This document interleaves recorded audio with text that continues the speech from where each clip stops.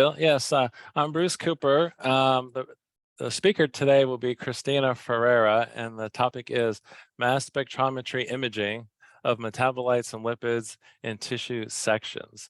So both Christina and I work at the Metabolite Profiling Facility core up at Purdue University, and we're part of the BINDLEY BIOSCIENCE Center. Next slide, Christina. So I thought I would just give a high-level overview of the BINDLEY BIOSCIENCE Center.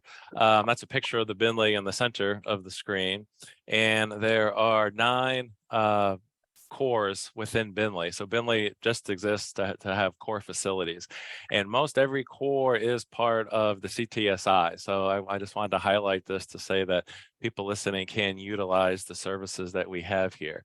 We have the Metabolite Profiling Facility highlighted because that's the group we're from. So we do the small molecule analysis, so small being less than 1,000 molecular weight. We also have in BINDLEY, there's the proteomics facility, so for peptides and proteins there, and both those two groups are mass spectrometry based. There's going clockwise around the figure here. There's an imaging facility. This is light microscopy, which we have. There's a genomics and gene editing facility that can do DNA and RNA work. The transgenic and genomic editing facility is a mouse based core facility working with transgenic, and they work a lot with the genomics and gene editing facility. The Purdue Translational Pharmacology, that does work with rodents and pigs. So if we need to do PK studies, for example, we can do that up here. And a lot of those samples, the plasma samples that are generated from the pharmaceutical dosing, come to the Metabolite Profiling Facility for analysis. There's an informatics group, so we can handle the more complicated data analysis. And then there's a flow cytometry and cell separation core facility that's part of the BINDLEY as well. Next slide, please, Christina. So in the Metabolite Profiling Facility specifically, we've been around since BINDLEY opened up its doors at the end of 2005. So we've worked on well over 400 different projects. There's usually about 30 active projects going on at any one time. And although we're located here at Purdue, about 80% of our projects are Purdue and 20% are external. So we can do the work, we can collaborate with graduate students when they're here, but if for those people who are remote to Purdue's campus, we do accept external projects from CTSI universities. We do a lot of protocol development, particularly when it comes to people having requests for quantitative analysis, when they know what they want to look at. We can perform the sample extraction testing on the specific sample matrix that's involved. As I mentioned, we use the mass spectrometry as our instrumentation, and we do the data analysis. But we do more than just run samples. People contact us a lot when they're writing grants and they say, I want to look at these things, but I'm not exactly sure how to do it. We can go in the literature, see what the common methodology is, and provide text that a PI can put in grants and provide letter of supports on the grant proposal side. If the grant's successful and there's the projects on campus here at Purdue, we can invite the students in and train them, and we train them on all aspects of the work. What I mentioned above, the sample extraction, running the instrument, doing the data analysis, we can do that. Or as I said, if it's an external project, the staff will do everything. And then at the end, we also assist with publications. So we can write our part of the work we had done for manuscripts, reply to reviewers. And this shows the 1, 2, 3, 4, 5, so I guess 7 people that are associated with the Metabolite Profiling Facility right now. We're one of the bigger cores in the BINDLEY Bioscience Center. Next slide. And just a high-level summary of what we do, most of the work is targeted analysis. Most people come to us, say they know exactly what compounds they want to look for. So we can come up with very specific and very sensitive analytical approaches to look for those compounds. The flip side of that is more of the discovery side, and that is the non-targeted profiling work we do, where we can run our instruments to look for as many compounds as possible, and then we rely on software to do comparative analysis work between groups, as listed there. Like there might be healthy versus disease plasma, and people want to know, well, what's upregulated, what's downregulated in my experimental group versus the healthy control group, and we can do that work. And the work Christina is going to talk about more falls along the line of the global profiling. Next slide, please. So let me introduce Christina Ferreira, who'll be the speaker for today. Christina got her PhD in 2006 from Sao Paulo State University in Brazil. She then came to Purdue and completed a postdoc under Graham Cooks in 2013. She joined the Metabolite Profiling Facility in 2015, and she has authorship or co-authorship on 79 peer-reviewed papers. In our lab, she's our lipidomics expert and specialist. So with that, Christina, would you like to? Yeah, thank you, Bruce. Yeah, thanks for the introduction. Yeah, I would like just to start telling that the agenda we have here is focused on the goal that we show you the experiments and show more the practical side for you to see what we have been doing. So it's data that some of our users agreed on sharing with you. This was very generous of them. And we'll discuss some sample preparations, practical aspects, and if you see that this could be useful for you, of course, we would be happy to talk and maybe do some testing. So I'm not sure if everyone is familiar with mass spectrometry imaging, but it's an area in mass spec which is really booming. There is a lot of clinical research that you can, take some biopsies and analyze cellular contact for tumor presence.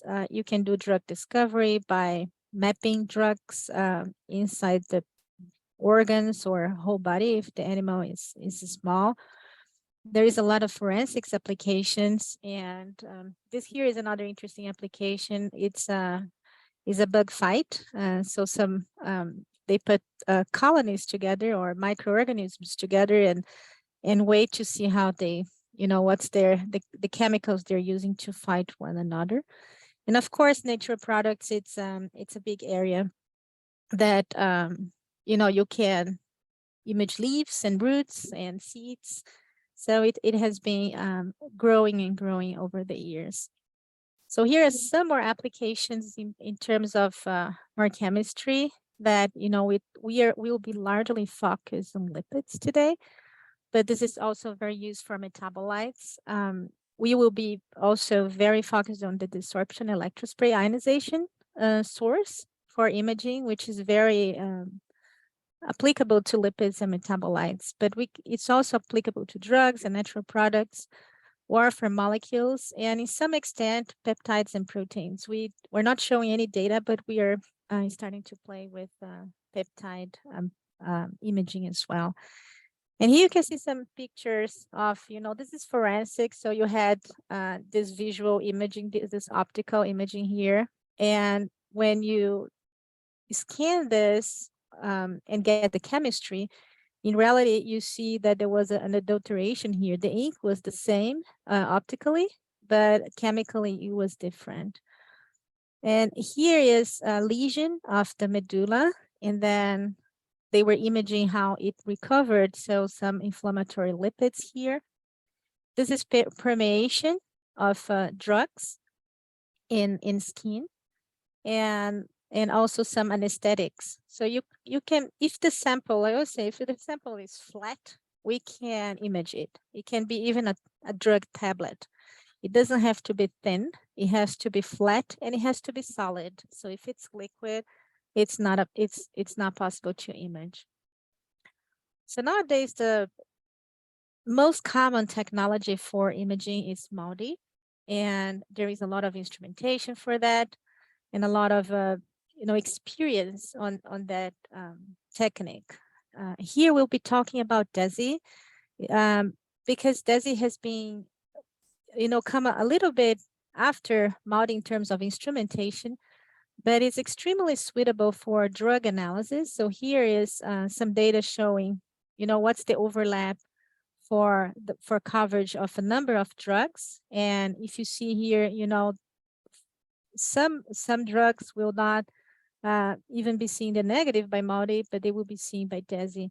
And in my understanding, what is a bit problematic is the organic matrix that you need for MALDI, and this organic matrix is selective, so it will favor some chemical classes while inhibiting others. And with DESI, this does not happen because there is no matrix.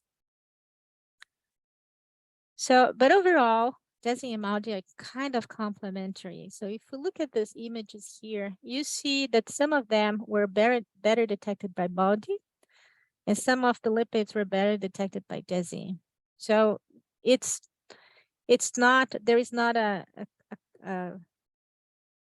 clear the better or the worse, depends for what. But in terms of coverage, and this is a study with a lot of lipids that has been done. And here we see the blue is MALDI. It's a bit hidden here in the back of all the points. The DESI is kind of this brown ones, and so you see there is a lot of complementarity, but you see all these green ones here that are only observed by DESI. So it is complementary, but because of DESI is so easy for there's no sample preparation, and because the coverage is so interesting, we are mainly working with it in our facility, but our instrument has also a MALDI source. So we don't exclude it, but we always, tend to go for DESI first. So how DESI works? So it's an electrospray based technique. So there is a sprayer, and this charged droplets that are accelerated to the surface by a nitrogen gas, and they form a microfilm, and it's just a small spot in milliseconds. But during this time, there is some desorption from the surface. So the analytes that are in your tissue section, in your tablet, in a fingerprint, are solubilized, and these secondary droplets that will splash will have these molecules desorbed from the surface. And this will be, usually we use methanol, or any organic solvent, so it will evaporate fast, and it will bring the analytes from the sample into the gas phase. And this is this is the capillary that is the entrance for the mass spectrometer. So this is on the right side here. You see our instrument. So it's a QTOF. It has ion mobility, and it's a time of flight instrument. It's a Synapt XS that we are using for the imaging, and it's connected to the DESI source. And so there is an extended capillary. We'll see, how the setup is a better description in the next slides. But it's extremely simple. You just place your glass slide without any fixation, without any sample preparation. You just let it dry, and it's ready to go. That's how it works. On the other side, with the matrix, with the MALDI, you need to place the matrix. So we have here also a matrix sprayer in the core, and you need to optimize for that. So there is your matrix, and then MALDI is a vacuum source, is under vacuum. So there is a laser. The advantage of MALDI is that the laser is you can reach a better spatial resolution compared to DESI. So that's one of the advantages of, one of the justifications for using MALDI if you really need a better spatial resolution.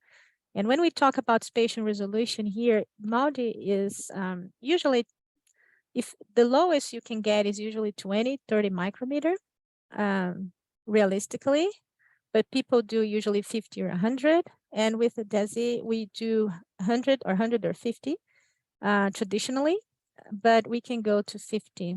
And depending on the tissue, you can try to go lower, but we need a lot of signal and some optimization to do that. So here's just to remind, you have a section, a tissue section, and it goes directly, if it's a MALDI source, it goes directly to the source. But if it's the MALDI, you just need the, placer matrix, and there are different types of matrix, different protocols of spraying it, of depositing the matrix. So this is usually a step you need to optimize. As soon as you optimize, you're good to go. So our instrument has a technology called ion mobility, and ion mobility is cool because since we're desorbing or ionizing directly from the sample, we're not doing any chromatography. We're just delivering ions to the mass spec. There is no possibility of doing any separation, so we have to rely on the mass spec to do all the job, and the mass spec does it very well. But one of the technologies that has been very much considered to be useful for imaging is ion mobility, because it adds another layer of separation. So mass spec has traditionally a problem with compounds that are isobars. They have the same mass to charge. Sometimes when many times when you fragment them, they will have different fragment ions, but we are doing here full mass scan.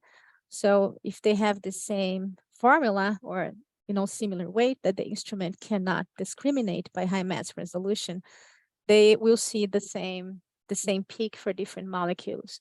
But if these molecules have different collisional cross sections, that means if they are more packed, or if they are more linear, they will react differently when exposed to electromagnetic field. So let's see if we can. There was a video here, but I think it's not possible to play it. Yeah, I think that's fine. It's just showing two molecules going through the magnetic waves and getting separated over time. So this is really a separation based on time of drift through this electromagnetic field. So the platform that we have at Purdue it has a MALDI source, but the DESI source sits where the electrospray ionization source is usually installed. So we substitute one by the other. It has a cover, so you can run, you can have some level of biosafety. We usually don't use it if we don't need, but it's just because it's more flexible for us to work to reach the samples and optimize the sprayer. So now we'll like to go to the practical aspects. So this is a sample that has 6 tissue sections of mouse kidneys. And so usually that's the way we get the samples here, because we don't have we don't do cryosectioning at the facility. We just do the mass spec. Many people ask if paraffin embedded tissue is suitable, and problem is that with the solvents you wash away a lot of metabolites and lipids, so you may have some left, but it is hard to know if this is significant, especially if you're comparing samples. We have run some, people embed their samples, the tissues for slicing. It's very common to use embedding materials. We recommend using agarose or carboxyl methylcellulose. We're trying also this LICA cryogel. It seems to work well. OCT we can do, but it has a lot of signals in the positive ion mode, and it suppresses some of the signal of the sample. So we don't really are not big fans of it. Any thickness is fine. So if you want to do 2 micrometer, because the pathologist likes, because this technique is not destructive. So we give you back the slides if you want. You can do immunostaining because the proteins stay in place. We just desorb lipids and metabolites, and it's a very soft ionization method. So it's morphologically friendly.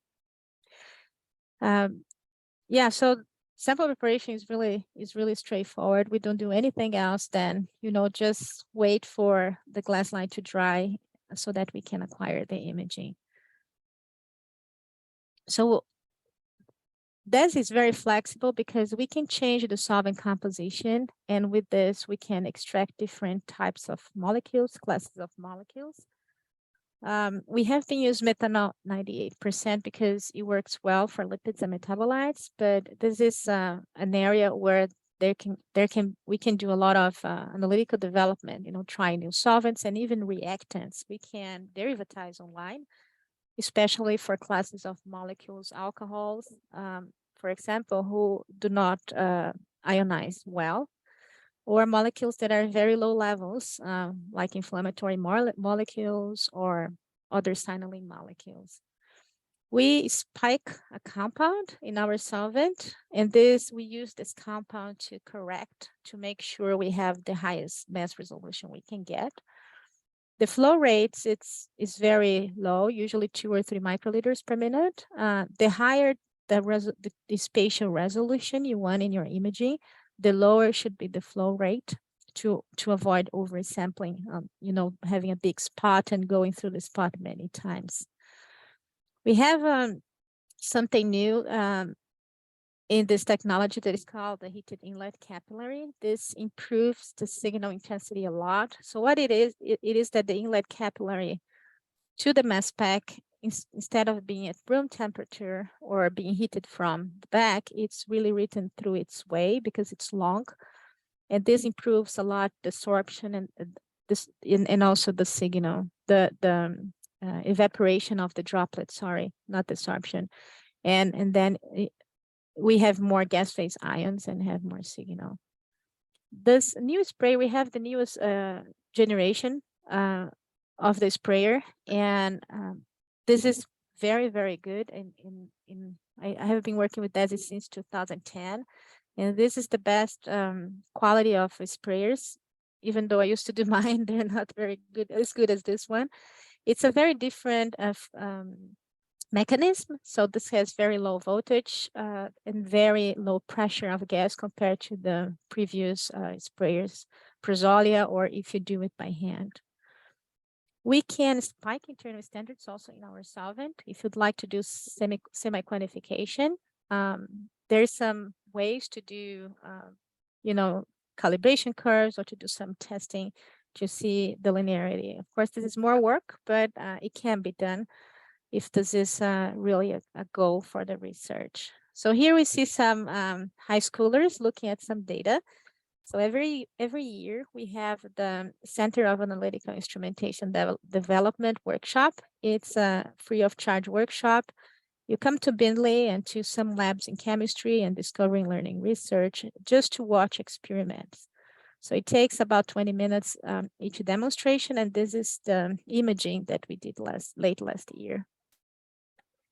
So here we're using the sample from Thomas De Luca and Daniele Janozevic from IU. They allow us to use their preliminary data. So what we have here is we have control and disease mice, and they submitted this control mice and disease mice to acute kidney injury. This is 16 hours. This is 24 hours after the injury. So this is kind of trying to recover here and here, and this is kind of early acute kidney injury. So and this is a point also, when we compare groups, we also like to have them in the same slide, because then you can you don't need to normalize between slides to be sure. So it's all normalized within the same sample. So it's much easier to do statistics, to compare samples. So this is something that we always want to do, to put all the samples into the same slide. So we are remoting the instrument now. The instrument is working and it's doing imaging of a tissue. So we see here, I think you can see some movement here. So it's rastering the sample, and it's a kidney sample. So you see here, it changes a bit depending. I think now it's in the background. The lipids tend to appear here. So if we, stay watching, we should here, the lipids are popping up. Some lipids are popping up. We have a lot of background in this sample. But so usually what we'll do is to set up the imaging experiment using the software here. So we're gonna take a picture of the slide. I take with my cell phone. You don't need more than that, because we just need to give the instrument the corners so that it finds our sample, and that's not super precise. We always have a frame, and we can always check also where the spray, is starting and finishing the lines, so that we see if the sample is being covered. So here we set up the experiment, and here we define also what's the spatial resolution we would like. So for this one is 100 micrometer. And if you want close to 1 second scan time, which is really good, this is taking about 2 hours to image this kidney here. The images we'll see with the array of 6 kidneys, this is 150, because otherwise it takes a long time. So we always have this compromise between spatial resolution and time of analysis. So here is just when you say, you want to do what's the mass range, what is the polarity, what's the resolution. And then you save this and you use, so the instrument thinks that this is a HPLC sample. So we kind of load your information here that you saved, and you click go, and then it starts moving, and you can process the data and look. So here we have one that is done already. So what we're doing is looking at that imaging at that slide tissue with the kidney, and then so it's untargeted, and it labels. Usually, if you really try to identify all lipids, here you see it's a different location. It's not in the cortex, it's more close to the medulla. So it's usually between 300 and 400 lipids that we can detect. Some of them we cannot see very well, but here we see, it's interesting because this is the diabetic mice. And so you see sometimes, the ones that is recovering, it's similar to the control. The other ones are different for the presence of these lipids. So there's a lot of things going on here. Here is just acute kidney injury. This lipid just show for the control in the acute, the healthy control for the acute kidney imaging, not for the other ones. So it's these samples are really nice to see, because we see, a lot of changes here related to the disease and also from the treatment. Okay, so let me come back to the presentation. So here I'm just showing how to, we are loading an experiment here. And during the experiment, we have, this is the chromatogram. So you see the sample took 280 minutes. And we open the chromatogram and we see where is the sample and where is the background. And we can, accumulate and see here. We just have more information about, what's the signal and how it's going over the time of analysis. Here, there is no XY location, but it's good that you see the quality of data, how it's coming out. So this here is another feature of the software. You can select different lipids, and usually they'll be in different locations. You color them and you overlay them. And here we see things that are present in all samples, but here you see lipids that are differently distributed specifically according to the disease. So it's nice to be able to see this, but it's a huge amount of data. So we'll talk later how we usually do the data analysis, which is currently the main challenging for us. So every time we run a sample with DESI, we have a lot of lipids left. We don't extract them all. So what we did with the samples here, because we want to overlay with, not another section, we want to overlay the same tissue section, overlay data. So we run in the positive ion mode because there is a lot of interest in ceramides, and ceramides are usually appear in the positive ion mode. But we had lipids left to run in the negative ion mode. So the same sample was run twice. And if we want to try peptide analysis, we would wash the remaining lipids with solvents so that they don't disturb, and run a third time for the peptides and proteins. And this is non-destructive. So you can still do microscopy to overlay. And this is, you then do multimodal imaging. You overlay all these layers of information from exactly the same tissue section. So these tissue sections we are seeing here, this is not the highest resolution we can get. This is about 150 micrometer spatial resolution. Each of these, experiments took about 5 hours of data acquisition. And if we want to do higher spatial resolution, which is this one here as an example, this is 50 micrometer resolution. So it's close to, probably we may be able to optimize a little better, but this is close to what we can do with this instrument. Many people, and I see many projects would rather have cellular resolution. It's and then there are other techniques of imaging that are more appropriated for that. But usually for disease, for screening, for understanding the mechanistic, and even for pathology, usually we look at groups of cells. So that's resolution of 50, between 50 and 150 is usually what the resolution that the pathologists are looking at the microscope when they judge a tissue, because they look at groups of cells. So this is something that is, easy to work in parallel with them. This is something really new we have done just yesterday. So we got some testing samples from Akioji and Ross Blankenship from IU. And can we do this? Can we image bone? So we didn't know. and there is there is a glue, an optical glue that is used. So we were not sure if this would work out for us. But then when we left the sprayer sitting in the bone, we saw some lipids here in this region popping up. So there's a lot of background, but there are definitely some lipids here. So we imaged this this sample, and you see it's not.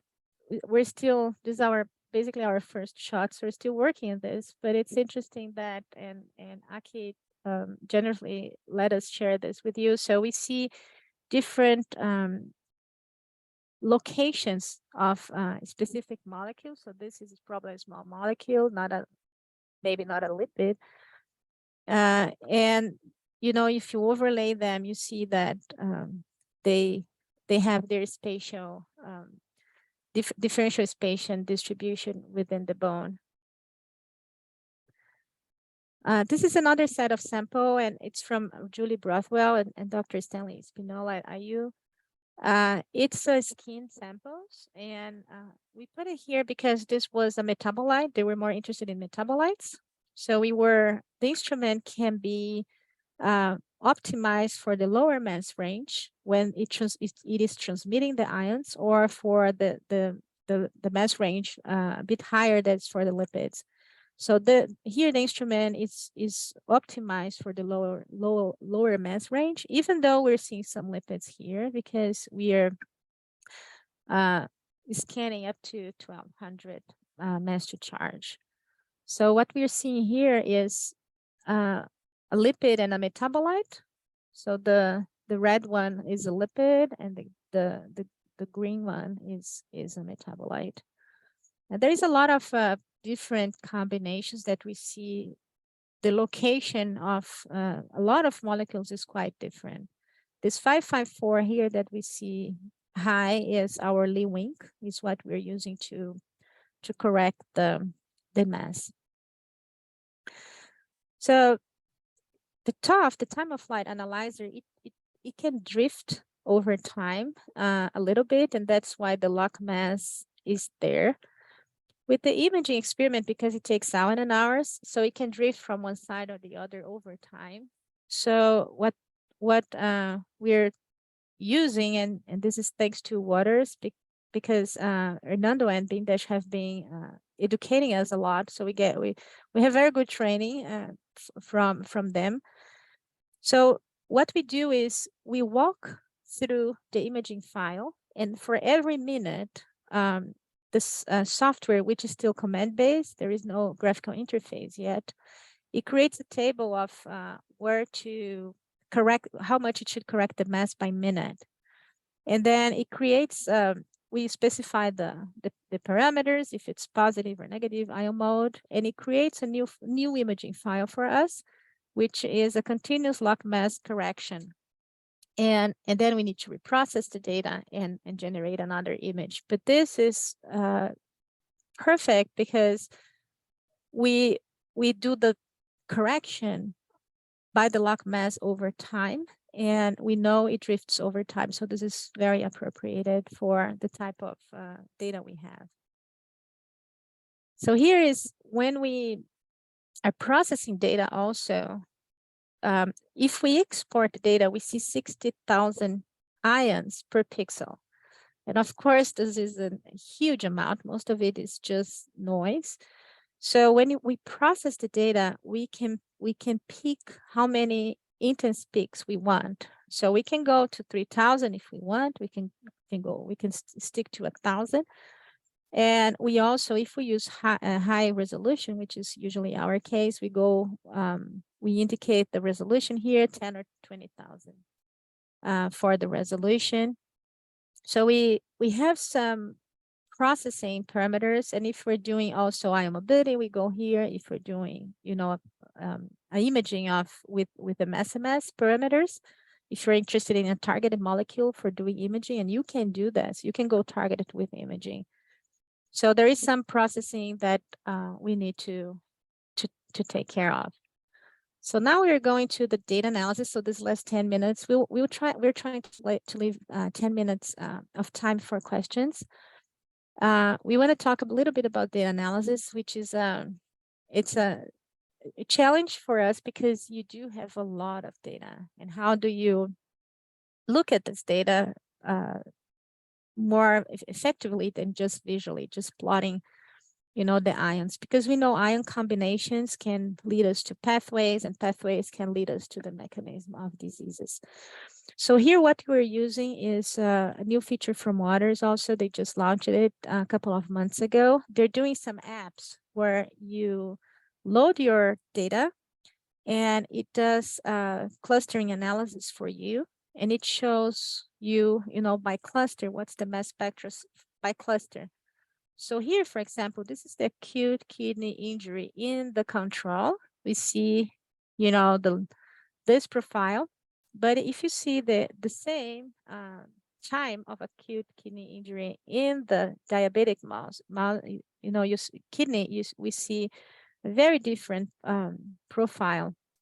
And then we can check if, the composition and the relative amounts, what is changing here, so we can really understand better which classes are being affected by the injury in the diseased mouse. It also does, it also indicates some clusters or some combinations of lipids that are related to some distributions. So, and it's very interesting. For example, this here, this cluster 7, when he did the cluster analysis, which is this here. So this cluster 7 indicates that also that acute kidney injury has some specific lipids just related to the injury. But we also have some lipids that they seem not to change according to injury, or they seem to be just housekeeping if you're healthy or not. And you also have here in this cluster 9, just related to the non-acute kidney injury.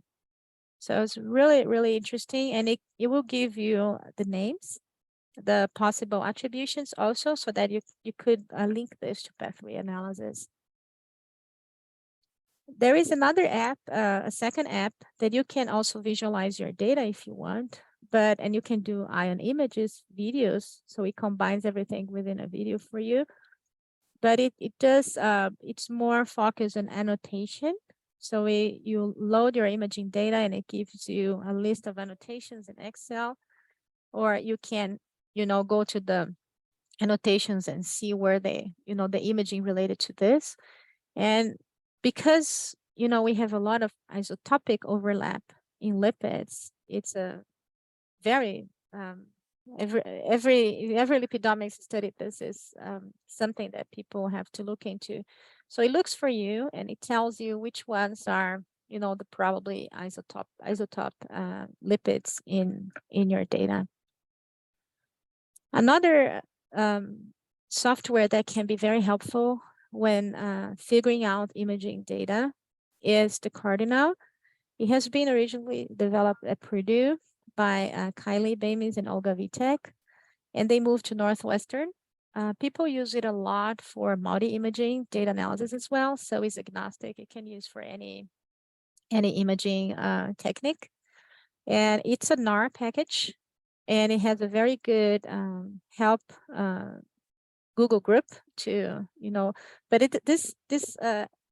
it's something that, people have to have a little more, having a learning curve, and also be comfortable with R.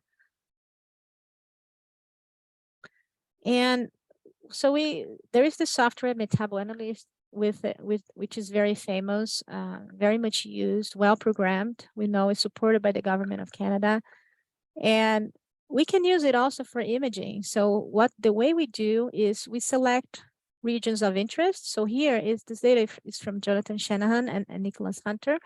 So we are just, wanting to have a bird's eye view of what nanoparticle toxicity in lungs. So this is mice lung tissue.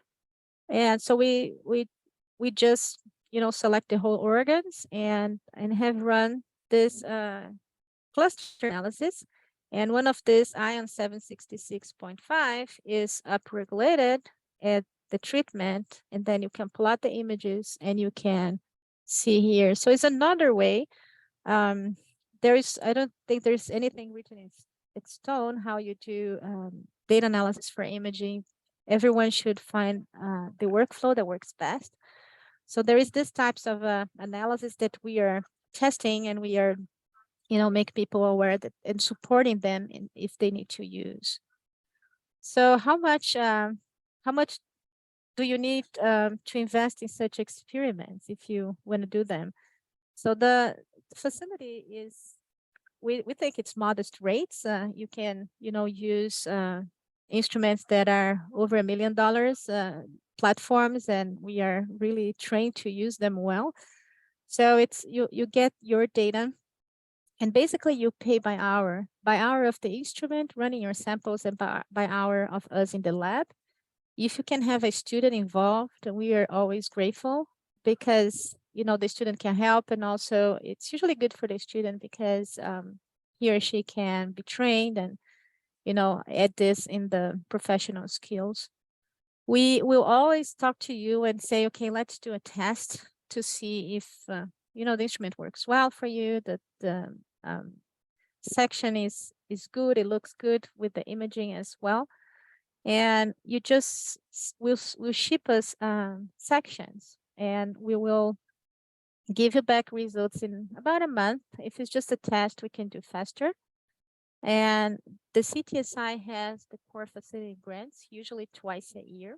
So these are very good for this type of experiment, because you get these internal rates with this, and then you can, you know, even if you are IU or an institution supported by CTSI, it's possible to make a very good, you know, a lot of experiments with these small grants. So I would like to, last piece of information here is to call your attention for a webinar that is coming up in the fall. And this will be by Nicholas Morato and Professor Cooks. It's about a new shared instrumentation at Purdue. This is extremely unique. And it's a system based on DESI electrospray ionization, exactly the system we're talking about to do tissue imaging. But here, what we're doing with DESI is optimizing reactions to synthesize drugs. So for example, if someone is trying to find a synthetic route for a new drug, so that, you know, enough amount can be synthesized and purified for clinical trials, early clinical trials, biological testing. So this is a system that can help speed up this process, because there is some chemical reactions that occur very fast when you do DESI analysis in these droplets. And it's possible also to run biological assays. So I'm not going to spoil here. You know, I'm not going to spend too much time on this. And Nick and Professor Cooks will describe this, but it's very, very fast. You can do comfortably 3,000 measurements in an hour. So it's really unique. And this is not commercial, it's a prototype. It will be commercial in maybe a year or so. But so this is a great advantage of having you know, such instrumentation available for everyone to use. So with that, I think we do have 10 minutes for questions. I hope we'll have. Would like to thank Professor Cook's group, Nicholas and Veronica, all the colleagues and administration from BINDLEY Biosciences Center, our colleagues in Waters Corporation. I forgot to add engineers that help us, Alan and Seth, and also the users that we show data from. And it's very new data. They're still, you know, preparing for publication. They were very generous that allowing us to share this with you. So yeah, hope you have some questions and discussions. Thank you. Thank you, Christina. That was a great talk. There are a lot of questions in the chat, way more than I'm sure we could answer in 10 minutes. A lot of them are very specific as far as, can you detect sphingolipids? Can you detect PIPs? Can you detect fat-soluble vitamins? So I took the liberty of putting your email, Christina, in the chat, and those, you might want to have a dialogue with those specific researchers. So maybe I'll pull out some of the questions that are more general in nature. Somebody asked, does this technique work with cell cultures? Oh yeah, it's the only thing we need to have the flat surface, so we cannot image from the Petri dish. You can break the walls, but you know, if you can remove the walls of the Petri dish, this is ideal for imaging. Some people culture cells in slides, so you can put these removable walls in slides and culture the cells, and we can totally do imaging. It's very effective. Okay. Somebody, Melissa asked, how much data analysis comes with a sample submission? The way to do it. So we are very focused on, you know, getting the data to you. So we will walk you through. So we may have hours if you want, but we'll walk you through everything we know, how to use all these apps, and not that we know much, but everything we know, we'll definitely share with you. But usually that's on the user. We try to empower the users to analyze their own data. We do have some bioinformatics support at BINDLEY, the bioinformatician Nate Litchi can support, but it's still something that we are, really wrapping our minds around these new tools. But we definitely can support as much as you want. Sheng asks, what is the sensitivity for lipid analysis? Yeah, that's a great question. So the sensitivity varies according to the lipid class, because some classes ionize better than the others. So you have much more sensitivity for them. And also, or some are both. They are ionized well and they are abundant, so they kind of suppress a bit the other classes. But when we spike it internal standards in the solvent, and we did the imaging, we could see nanogram, low nanogram, like we diluted, I think, 0.5 nanogram per microliter, and we were seeing it a lot in the imaging. So that's my kind of ballpark. We would see low nanogram, maybe if you're lucky, even less than that, even picogram levels. It's quite sensitive, but it depends a lot on the ionization efficiency for, if you want, for example, sugar lipids, that's very complicated. If you want cardiolipids, that's very complicated. But if you want, membrane lipids, that's probably a good, very sensitive analysis. And ask the practical question, are you using specific types of glass slides? And I'll kind of expand upon that.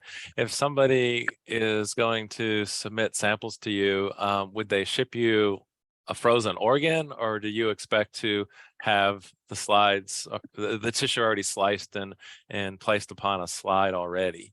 Yeah, thanks for this question. So for MALDI, we know we need ITO coated slides because you need them to be conductive. Not the case for DESI. It's just any regular slide is good. It's even better non-conductive, because the conductive you get less signal because the charge spreads a bit. And regarding the organ, we don't have the cryotom capability here at the facility. So you would have to section the samples and send us the sections already. I think in the vet school at Purdue, they have a good core that can section, and probably at other universities, you have your microscopy core who could do the sectioning for you too.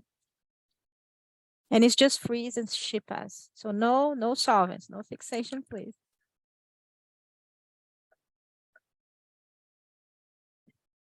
Again, for the people who asked about very specific analytes, I've captured those in the chat with your name. So I think afterwards we could probably address that. Are there any questions anybody wants to turn on their mic and ask in the few minutes that remain? Can I ask a quick question? Yeah. We have one minute. So I know I need to measure that the lipid or some small molecules in the solution, not a tissue. Does your facility also can do that, not on the tissue, just in solution? Yeah, do you want to take that one, Bruce? Yes. We have other approaches. It wouldn't be this instrument that Christina's talked about today if it's a solution, but we can do HPLC mass spectrometry, where we could do a separation and do some profiling on the sample. Another technique Christina hasn't talked about here, but she has a rapid screening technique called MRM profiling that can look at lipids, and there's not a separation, it's just a direct injection into the mass spectrometer, but it can look at many classes of compounds as well as specific molecules in a short period of time. So yes, if you have solutions, our facility can address that and do that analysis. It just wouldn't be with the instrument that was highlighted today. Okay, great, thank you. And then I will contact you shortly. Okay. Thank you.